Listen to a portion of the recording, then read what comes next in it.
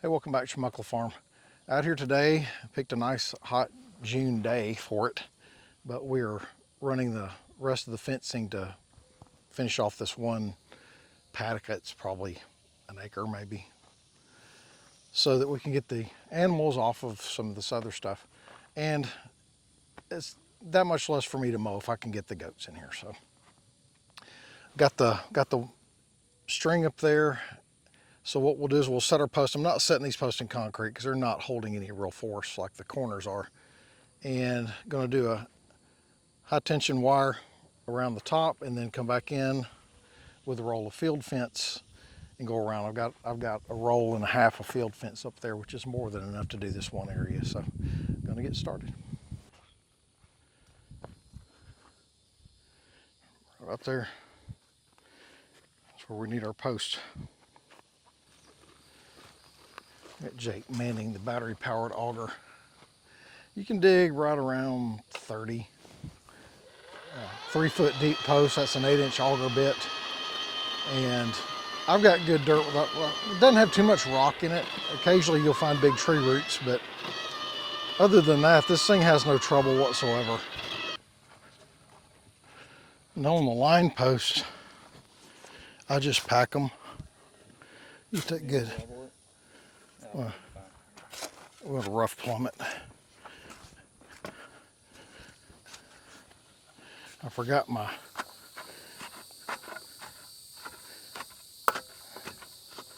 I got a packing stick up in the red barn just for this.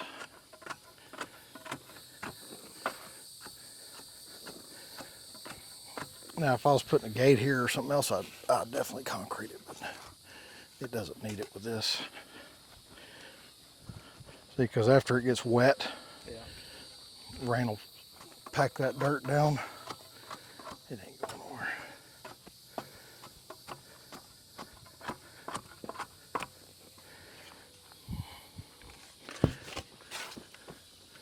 And then you just mount it up around it so that as it settles, it's got more dirt to fall down in there.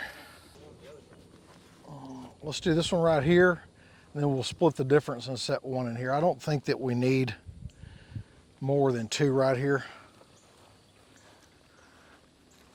So I've got them pretty far apart up there. I want it right on the crest right there.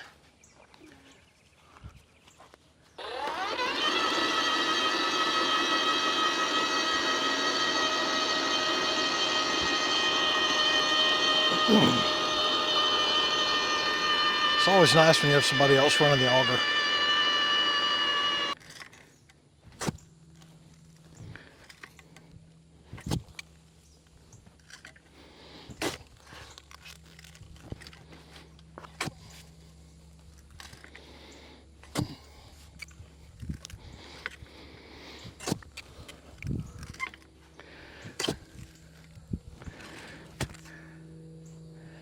I got it.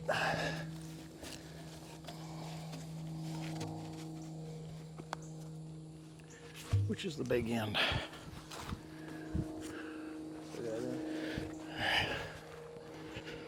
So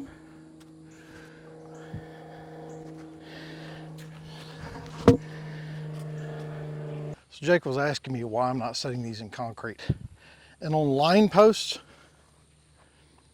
if I was trying to keep in, something that's going to push on the fence all the time, I would consider it.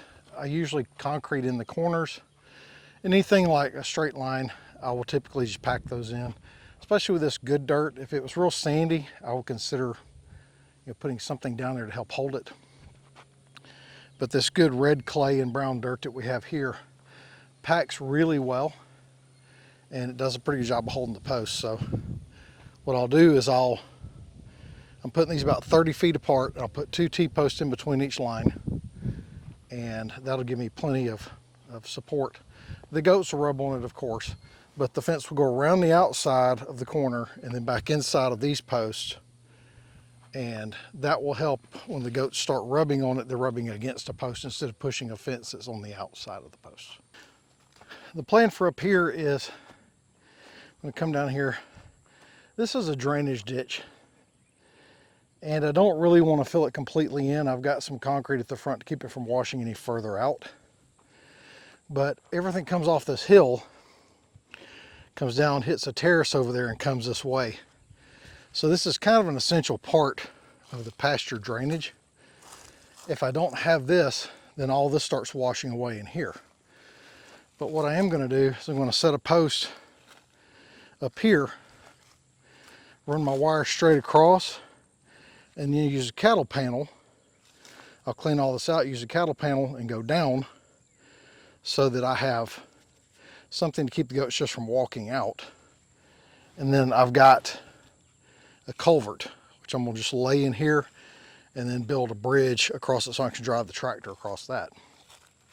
But that's just there to make sure that this part doesn't fill up and turn this into a bowl. So I'll clean that out with the tractor, lay it in there, backfill some dirt on it, and then build a bridge over it just to make sure that this drainage way stays open going out into the swamp. The electrician just showed up. Put the other end down. That end goes down.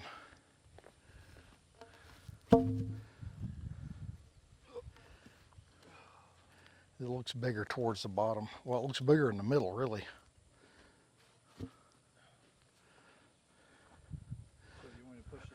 I'll take a quick break to eat some lunch, put on a dry shirt. Got Jake started on the T-post, so we'll run a T-post in between, 2 T-posts in between each wooden post, which will give it plenty of support, and then I'm gonna go all the way around with this. I've got some new T-posts up here for the front where everybody sees it, but the majority of what I'm gonna be using, especially on the back side, is out of this giant stack of old ones. So it's one thing about having a farm is you don't throw this stuff away. T-posts are not cheap, wood posts are not cheap. So anytime you can pull one up and reuse it, that's what you gotta do. Sure, I'm glad I got him out here doing this.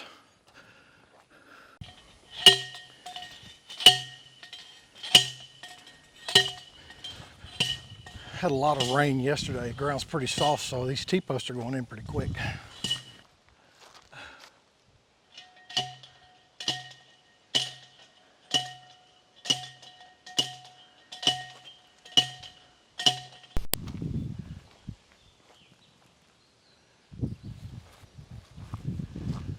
Well, that's it for the post. I've got to run the high tension wire. Hopefully the wind isn't messing up the audio too much. I took the windscreen off this mic, so we'll see how that goes. But not going to run the wire today. That's probably a full day's worth of work there. But we do have all the posts in. We're ready to go with the wire. I'm going to run up here and see what's going on with the minis and with Donkey. All the rain we've had has got the new grass growing quite well. And boy, does that make the minis happy. Nugget likes it too, but his mouth is a lot bigger than theirs. They're like sheep. They can take it right down to the dirt. Hey, Donk. No?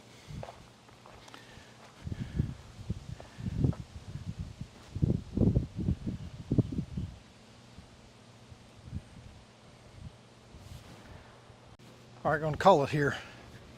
Aztec's hanging out by the fence. I'm going to bring him in and spray his leg again and maybe feed him a little bit of lunch, let him sit inside for a while. Until next time, thanks for watching.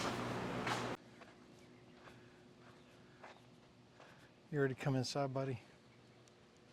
Yeah.